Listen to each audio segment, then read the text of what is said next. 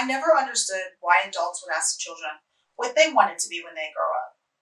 It's like there's this underlying pressure that you have to quickly think of what you're good at and hope that the response is good enough. For me, this was the base for my imposter syndrome. I was never totally skilled or good enough in math or science, and so when I would tell people what I wanted to be when I grow up, they were quick to discredit me. I would always say that I wanted to be a marine biologist because I loved going to the beach and I was always so fascinated with the ocean. I knew that I would be working for a research lab, discovering what I love the most. But people would ask me, how are you going to pass a math class? If you're not good at math now, what makes you think you're going to be good at it later? To be a marine biologist, you have to be good at math and science, but I'm sure you know that. Do you think that you're going to get accepted into college? The more I heard these comments and questions, the more I tried not to believe them, that I did. I soon tried to think of something else that I was good at. My mother always told me, Tira, you're so talkative. You should be in television or radio. And so the idea of being in media felt fun to me. I was able to take a television production course at my high school. There I learned the basics of on-air delivery and production. The more I learned, the more I fell in love. I felt so much more like myself because I used all of that energy from my passion in marine biology into media. And it's like I completely voided out my dream of marine biology. When I would tell people about my dreams and aspirations of me being in media, I was boxed into another barrier again. I would hear questions and comments like, there aren't a lot of Black girls in media, so what makes you want to be in media? You don't sound Black, you sound white. So what makes you think that you fit into hip hop? You look mixed, so you fit into that MTV category. I was also told that I should look into something else that I was good at and take my interests and my skills from there and apply it at a community college and see where I go from there. I read an article in Psychology Today written by Dr. Aaron Leonard. Dr. Leonard states that imposter syndrome in children can start fairly young, and that this affects the trajectory of their entire lives, especially with academic and athletic performance.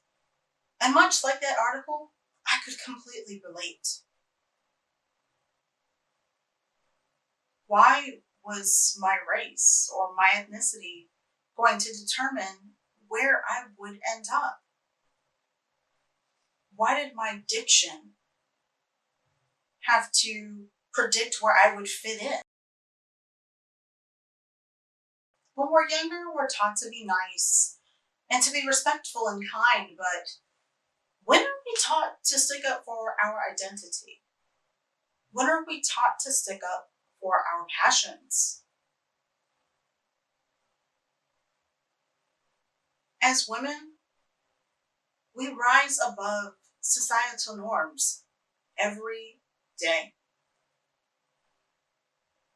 So I was interested in researching what women felt. So I conducted a poll on Instagram regarding questions of imposter syndrome and microaggressions. And the results were not shocking. While 34% of women stated that they did not experience imposter syndrome, with just 4% of those women being minorities. 66% of women stated that they experience imposter syndrome, with 52% of those women being minorities. In fact, 58% of women stated that they have witnessed and experienced microaggressions with 47% of those women being minorities. Other comments that were made to the women were regarding their race or their addiction. Some women felt that they were inadequate at their job and that they should not be in their position. Other women said that their diction and their accents deemed them to be less important or educated. Some women faced questions regarding facial features and clothing. From this poll, what does a young minority woman have to do to fit into society today? Women are breaking barriers down in STEM, in politics, in business, and media, so on and so forth. In fact, another milestone is being set by a woman right now. But how can women juggle self-worth, self-imagery, and satisfaction, all while dealing with imposter syndrome and microaggressions? It's the power of knowing that you are more than enough and telling yourself that affirmation and believing it. While I was told that I was not going to be going to college and that I should not even apply to a four-year university, I had to believe that I was more than enough and know and speak it. And doing so, this has helped me achieve so much more in my life. Women have to know that they are more than enough and giving yourself the power to acknowledge it. When you give someone else the power to speak to you any kind of way, or to assess you differently, or to judge you, that's you giving your power away. Claim that you're more than that stigma. You're more than the barrier set before you. So much more goes into the satisfaction of a woman.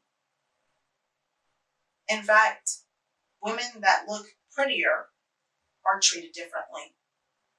And this even goes with skin complexities and body stature. In fact, research has even proven that women who are plus size are scrutinized twice as much by society.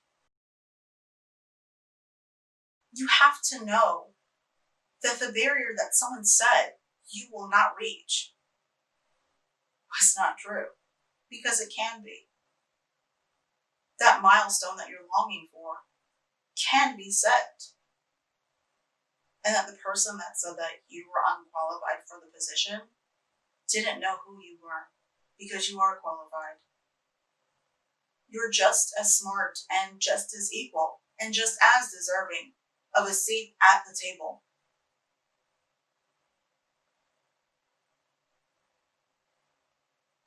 The next time that you judge yourself based on your own looks in society, claim that you can do it and that you are more than that.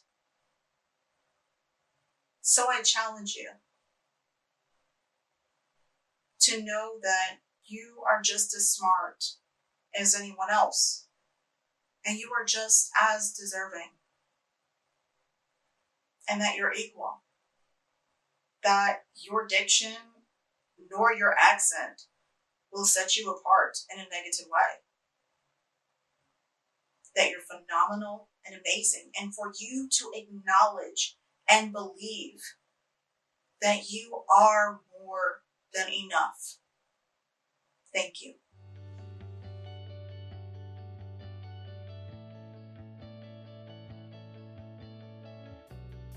Thank you from TEDxMercerIslandHSWomen.